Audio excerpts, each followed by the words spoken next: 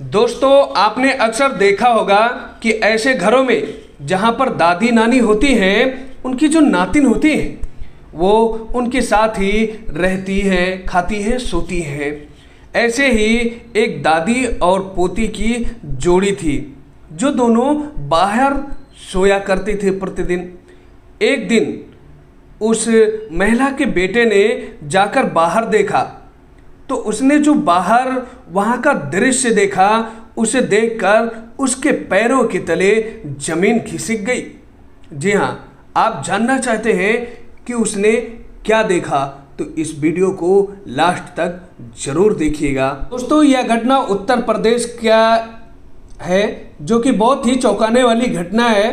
ये उत्तर प्रदेश के बदायूं के हयात नगर में रहने वाले एक रामनाथ के शख्स के उसके घर की है, जो कि सच्चाई है और आप इसे ज़रूर देखिएगा। क्योंकि जो उस गांव में रामनाथ नाम का जो आदमी रहता है, वो काम के सिलसिले से गांव के बाहर गया हुआ था। उसकी उम्र लगभग 45 और पत्नी मीना देवी जो कि उसके साथ उसकी जो नातिन थी वो 3 साल की थी और वो दोनों हमेशा बाहर ही लेटती थी जब रामनाथ काम के सिलसिले में बाहर जाया करते थे।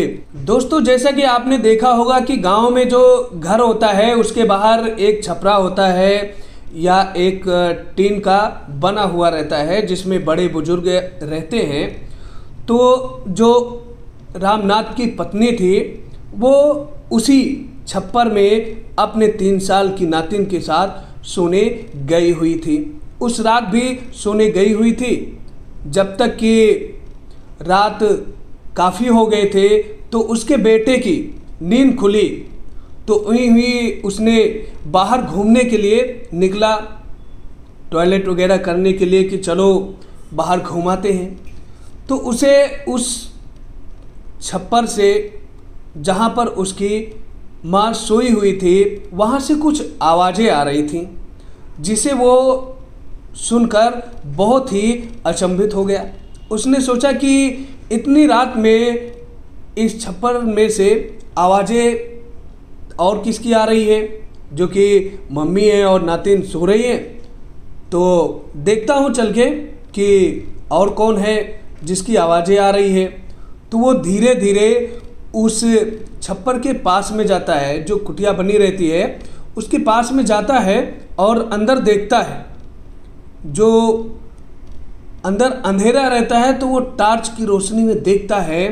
तो वो जो अंदर का दृश्य देखता है उसे देखकर वो बहुत ही हैरान हो जाता है, बहुत ही आश्चर्यचकित हो जाता है, क्योंकि वो दृश्य कुछ ऐसा था। दोस्तों, जो दृश्य देखता है उसके पैरों के तले जमीन खिसक जाती है। फिर वह घर में वापस जाकर सो जाता है। सुबह हुई, सब लोग उठते हैं तो घर के बाहर आए तो सभी को बहुत ही बड़ा झटका लगा, क्योंकि दादी और पोती दोनों का निधन हो चुका था।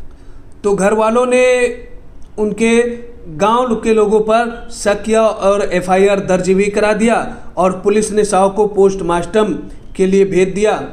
पुलिस जांच अपनी कर ही रही थे, तभी उन्हें जांच में जो प्राप्त हुआ वो चौंकाने वाली जानकारी सामने आई।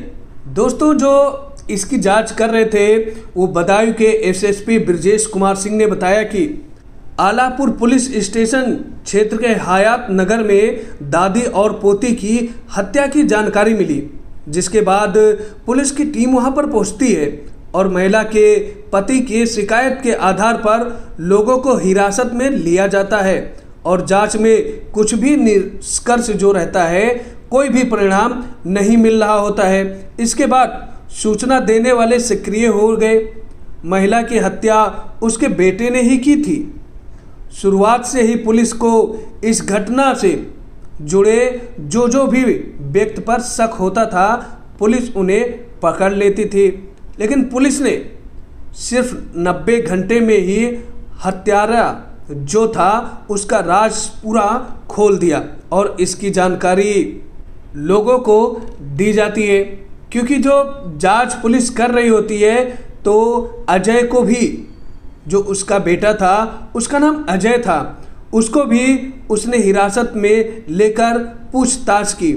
उसने जो बताया वह चौंकाने वाला मामला था। बेटे ने ही क्यों कर दी हत्या? आरोपी ने ही अपने मां मीना की हत्या कर दी। हमारे परिवार उसने